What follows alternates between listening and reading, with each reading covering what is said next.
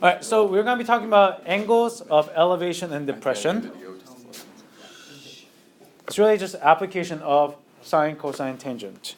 So let's see. Oh, is it recording? It is recording. Oh, this is. So let's review for a second. We have ratios, sine, cosine, tangent. Now, sine is the ratio between, Chris? Sine is the ratio between opposite and adjacent. Yes, opposite and adjacent, right? Oh, no. Hypotenuse, sorry. So we're going to use this symbol called theta, which is a Greek letter that we're going to use as a placeholder for angles. So sine of theta, sine, cosine, tangent never are by themselves. It's always sine of an angle measure, cosine of an angle measure, and tangent of an angle measure. It's not sine times theta or sine times 50 degrees. It's sine of 50 degrees. Don't look at it as multiplication. It's sine of 50 degrees. A lot of my seniors make that mistake, so don't do it. All right, so cosine of theta then is a ratio between, Rob? Adjacent over hypotenuse. Adjacent over hypotenuse. Colin, do you remember the tangent ratio? It's opposite over adjacent. Perfect. So if you were to have a triangle, a right triangle, right? Say oh gosh. See, this is why I love notability, but we'll just get used to this. A, B, C. The sine of theta, given that this is a theta, kind of look at it as an eyeball, it's a reference angle. From the eyeball, we have opposite over adjacent, opposite over hypotenuse, adjacent over hypotenuse, and opposite over adjacent like that. Those are the ratios if you were to take sine of the theta. Yes, Rob? So theta is just the angle, right? Yeah, it's just a placeholder for the angle. Yes. But if you were to use the inverse trig ratios, we use them to figure out which one, side lengths or angle measures? Angle measure. Angle measures, right? So if you take the inverse sine of that same ratio, that's going to spit you out a theta.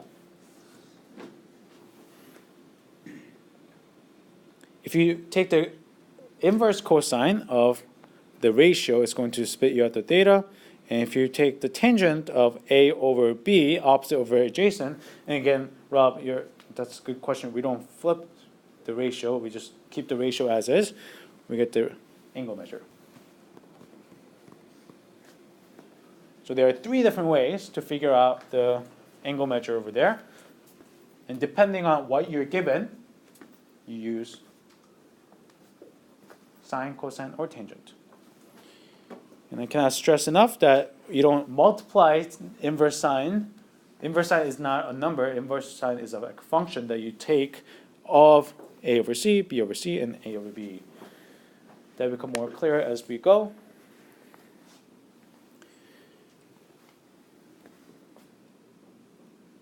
And that's just a review from 8.2 and 8.3. Here are two different definitions that we're going to talk about today. Angle of elevation and angle of depression. Everyone, look straight ahead. Straight ahead. Stop writing. Everyone, look straight ahead. All right.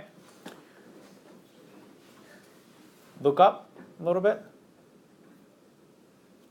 The degree at which you change your vision or line of sight is called the angle of elevation. Nicholas, you're supposed to look up. Right? So from the straight line that you were looking at, right? Like when you looked straight across, the angle at which you raise your head is called the angle of elevation. And look down.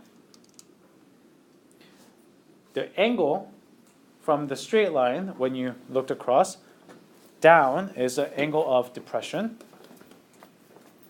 And formally, they're known as these definitions. You can look at whatever you want.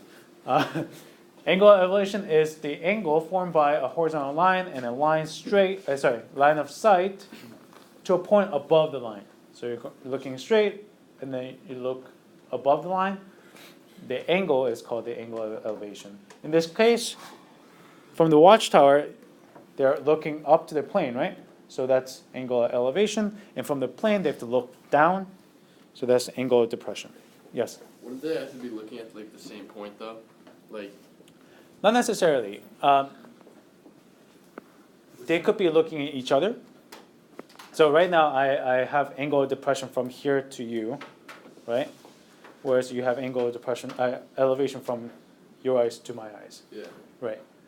And from here down to the stairs of Xavier, I have angle of elevation going from here, the straight line from my eyes down, so maybe like 30 degrees. Whereas if I were to look up to the lights, that'd be angle of elevation of like 70 degrees, maybe. And if you're standing on the lights, you'd be having angle of depression. As long as if they're the same, if they're looking at each other, angle of elevation and depression are actually congruent because these form parallel lines, and these angles are called the Opposite interior. no alternate interior angles. Yes, you see that? Yeah. Nicholas, did you have a question? All right, Seamus. So if you look straight up, would it be 180 or would it be 90? It will be from here straight up. It will be 90 degrees. Okay. Mhm. And then if you look behind you, would it be 180? If you look behind you, yes, that'd be 180. Like that? Yeah, I'm not sure if it counts after 90, but sure. Okay. You probably won't come across that as much. Yes. Would angle of depression be a negative number or would it be positive? No, because it is called the angle of depression, it'll be Yeah. positive number. Okay. Yeah. Maybe you can call it negative angle of elevation. Yeah, you could do Is that real? Let's stick with angle of depression, angle of elevation. Yes. So like looking straight up like this and looking straight down like that, both 90 degrees? Yes. Looking up will be 90 degrees of elevation, 90 degrees of depression. So here, Jack, could you look at the picture and tell me whether angle 1 is an angle of elevation or depression? That would be angle of elevation. It'd be elevation, yes. Because from the buoy, you have to look up to that person on the dock, right? Good. What about angle 2, Cam? That'd be angle of elevation, that's like, look up towards it. Angle 2? Elevation, This one. depression? You're looking down to the buoy. You're kind of thinking about, hey, where does it come from? I mean, angle 2 is the degree at which you're kind of tilting your head down to look at the buoy, and that means it's angle of depression. Oh, and it's angle 1 with blue. Yes. Oh, What about 3? Max? Elevation. That'd be angle of elevation. You're looking up to the clouds. And 4, Chris? Angle of depression. Angle of depression. Great. Great. Questions so far? All right. So try to apply this. An air traffic controller at an airport sights a plane at an angle elevation of 41 degrees. Before you go on, just picture that for a second. Just looking up at a 41 degree angle. The pilot reports, not the air traffic controller, the pilot reports that the plane's altitude is 4,000 feet. The plane is 4,000 feet up. What is the horizontal distance? Not the regular distance, horizontal distance. If you were to walk from the air traffic controller until the plane's right above you, what's the horizontal distance between the plane and the airport? Let's draw, yes? Yeah, I was gonna say, can we draw a picture? Yeah, no, that's exactly what you should do. Draw a picture of what this looks like. Oh, do you want to draw it? Oh, I was gonna ask. No. What were you Because- asking? Sorry. Because they give you a degree, right? Right? And if it's 4,000, that's gotta be the vertical line. So then that would be the adjacent No, just, wait a second. Keep thinking. No, that's good. That's good. That's good. I want other people to have some time to think too. So draw the diagram. Make sure they're a little realistic. Oh, come on, guys. You have boring triangles. Oh, look at Chris's. Boring triangle. Yeah, Not an boring. artist, Mr. You. Mr. Yoon, there's no such thing as boring triangle. Oh, I love triangles. now I stand corrected. That triangle doesn't. It gets the purpose on a plane. That's the plane right there. Think about where this 4,000 feet goes. It's got the altitude of 4,000 feet, which means it's 4,000 feet from the ground. Oh, the outside. That meant like to the. Right. Yeah. That's supposed to be my air traffic controller. Isn't it still the same spot though? I mean, it's just not. It's just tan, but. Wait, did I draw this right? That's right. Right. No, right. So the plane's over here, right? Yeah. So yes, you're looking for the horizontal distance, and it's 4,000 feet up. Oh, sorry. Okay, so you'll be opposite over adjacent. Good. Good. And this changing to tangent is the most important part because you're understanding the problem differently. Yes. Count for the height of the tower. Let's say it's on ground level. So like you're standing on the ground. Yeah. Or maybe you're 5 foot up, I guess. 5 feet up. But let's say it's on ground level. Let's say there's a camera on the floor, or on the ground. Yes. When you go, like, to do it, I'll just use my actual calculator. Okay. Because on the iPad, when you hit 10, it doesn't let you put a number in. Oh, yes. Oh, I should tell you the thingy. The calculator app. I don't want to exit out right now because it's recording, but I think it's like Calculator Plus or something like that. It's actually 3,477. It's actually 4,577 feet. No, I strongly disagree with all you. 4,601. No, it is 4,597. Well, Wally, I like that. Thank you. Do you like my control tower too? Oh, yeah, that's awesome. All right, we're looking for the horizontal distance. Let's bring it back. We're looking for the horizontal distance from the controller to the airplane. Meaning, how far do you have to walk if the plane were to stop right there and the plane is right above you? What ratio should we use, AJ? Could you repeat that again? What ratio should we use? Given what we want to know and what we know already, what should we use? What's that?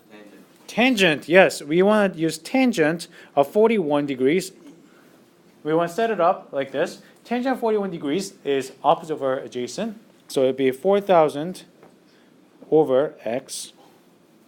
Then when you cross multiply and divide by tangent of 41, we have x equals 4,000 over tangent 41, 41. Can you figure out tangent 41 before you do that? You could, but remember rounding and No, I could. Oh, yeah. making errors, right? So you want to make sure that you want to set it up first and then just plug into your calculator 4,000 over tangent 41. What is 4,000 over tangent 41? 4,601. 4,601. Yeah, like 0.47. 0.47. So that will be, Yeah, I rounded before. Yeah, to change it to degrees. so this means That'll get you. that the controller is 4,601.47 feet away from the plane right now. Okay? Yeah, but don't you have to round to the nearest foot? Oh, nearest foot, yes. That means it's just 4,601. Cool. Other questions? So the process is the same as homework, right? You're trying to figure out which ratio to use, depending on what you're given and what you know. Or, sorry, what you're given and what you want to know. try this on your own. I'll give you maybe like 2 minutes just to get a head start. Draw the forest ranger tower and the fire. Make sure your fire is. Think carefully. It's not necessarily right below. That'd be a little frightening, and I wouldn't give you that emotional trauma during math class. Yes. How come like I didn't get the 4,000? Because you're in radians. Did you not watch the video? Garrett. I will watch it.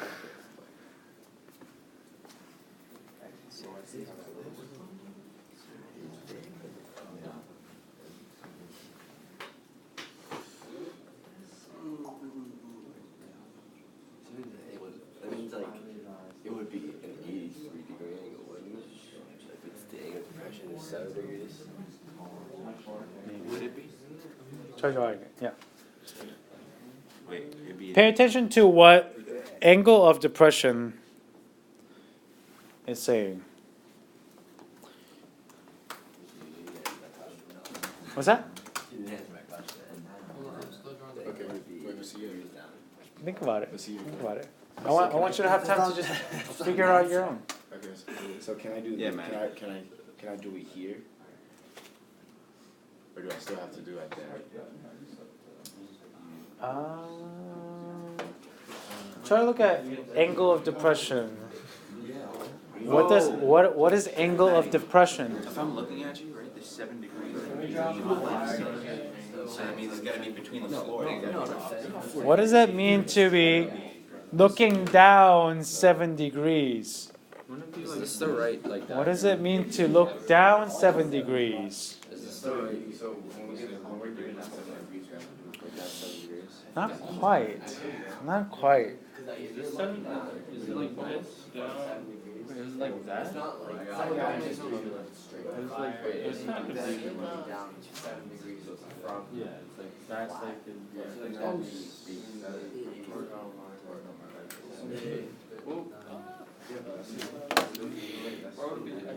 Alright, let's bring it back and talk about this together. Wait, Yikes, I think I got Yes. Are you saying like he's looking down? So this the dotted line's up here. He's looking down like straight up. So this is 7 degrees and this is like 83 degrees. Yes. That's what it's saying.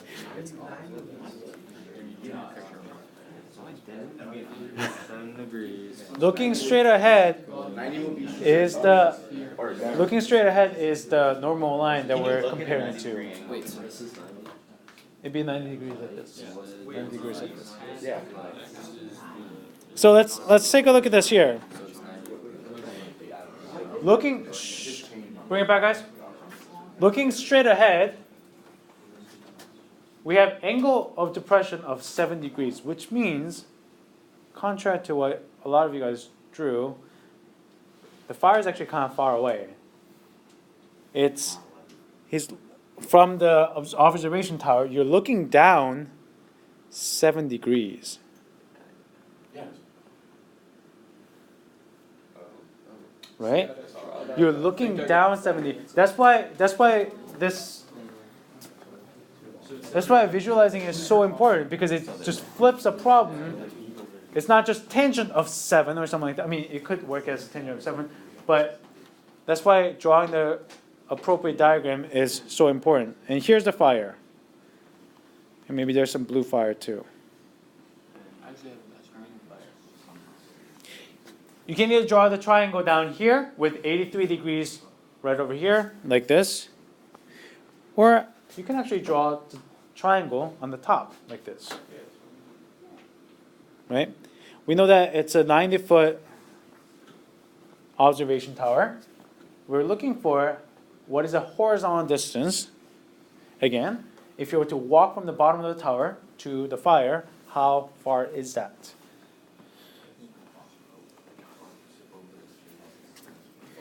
Mike, what ratio should we use? Sine, cosine, or tangent? Given what, looking at what we were given and what we want to know. Tangent?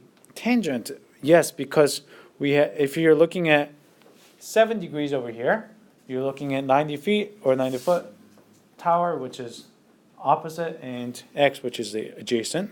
So we can set up tangent of 7 equals 90 over x, opposite over adjacent, and solve for x. X then equals 90 over tangent of 7.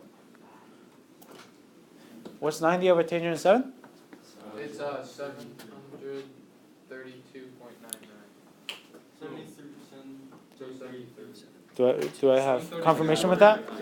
If you round up to 32.991. 32.99. That's not to the nearest foot. So we will just round that to 733 feet. Bam. I did on the wrong. Good. Good. Yes. And this is maybe like sad, but when you have something in the numerator in the Numerator's on the top. Yes. yes. Oh, I knew that. When you have something in the numerator, how do you get it so that you only have? Oh, no, how do you get the numerator alone? You have to multiply, right? You multiply on both sides. Yes. And the denominator alone, you have to divide, right? If you want to get. Eventually. Isn't it the, Yeah. yeah. So if you have something like this, right? If if what you're looking for, if x is on the bottom, Yeah. is on the denominator, Yeah. then you want to cross multiply first, right? So you have tangent of 7 times x equals 90, and then in order to isolate x, you want to divide by tangent of 7 on both sides. That's confused. We just do, we And you just divide. Yeah, let me do it out here. do that. You could always just divide by 90. We still have that. So we want to cross multiply first.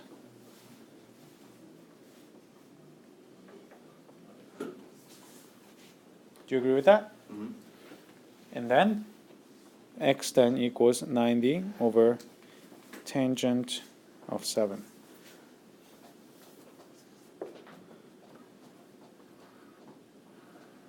Okay, yeah, I agree with Yes? that. Yeah. Is that what you do when you do it? I always thought like when you have something in the numerator, you just divide. Not necessarily. I mean, you end up dividing tangent of 7. So this I hope you remember doing something like this for similarity. You know, when we set up all the ratios, right? We did something like this and solve for x. Now, if you understand this, and I'm going to say this again, I said this before. If you understand how this works, you can do this trick. Tangent of 7, which is by itself, and the denominator on the other side of the equation, tend to switch. So x equals 90 over tangent. It's as if they switched. And that's just doing cross multiplication and then dividing to solve for x. But it always ends up like that. So you can basically switch and get tangent of 7 equals 90 over x. Yes? You can't move the numerator, right? What do you mean move the numerator? Like, say you wanted to get, say if like x was on the top, like you can't, because to move the denominator, Mhm. you just multiply, but you can't move the numerator, right? No. By moving you mean, You don't need to, right? 'Cause just no, you don't need to. to Right. get it alone, you can just divide. Right. You just want x to be on one side as a numerator, not as denominator. That's why we multiply both sides by x. Yeah? Questions? More questions on this?